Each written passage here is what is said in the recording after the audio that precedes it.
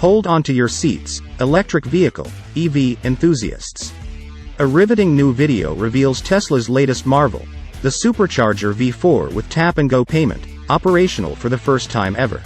Although Tesla has been coy, deploying this next-gen technology in Europe for 4 months without an official release, the cat's now out of the bag. Until now, Tesla has been tight-lipped about the Supercharger V4's specifications.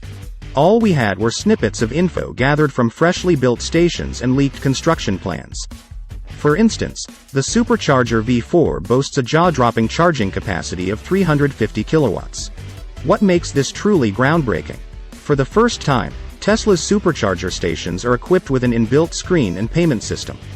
Say goodbye to the old days when Tesla handled all payments discreetly through its mobile app.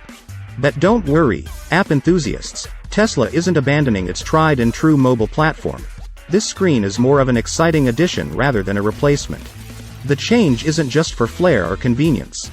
Regulatory requirements in some markets now insist on direct payment systems at new charging stations. Tesla, never one to lag, is meeting these demands head-on. And the surprises don't stop there. As Tesla throws open its Supercharger network to non-Tesla EVs, it's also making smart design adjustments.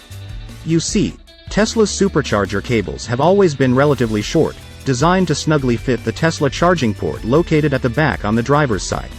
However, as other EVs hop onto the Tesla network, with their creative charging port locations, Tesla is adapting with longer, more versatile cables. Don't miss the action. The Supercharger V4 payment system was just spotted working seamlessly at a brand new UK station.